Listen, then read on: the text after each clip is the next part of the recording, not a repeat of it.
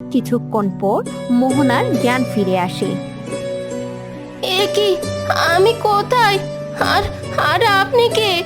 তুমি জঙ্গলে জ্ঞান হারিয়ে পড়েছিলে মেয়ে। আমি তোমাকে দেখতে পেয়ে আমার সাথে করে নিয়ে এসেছি। আচ্ছা বলো তো, তোমার নাম কি?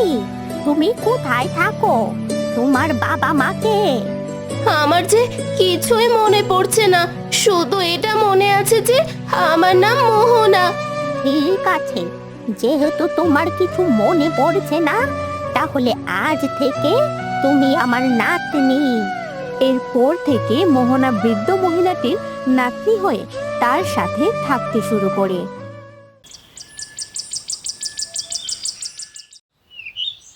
দাদি, তুমি কোথায় যাচ্ছ?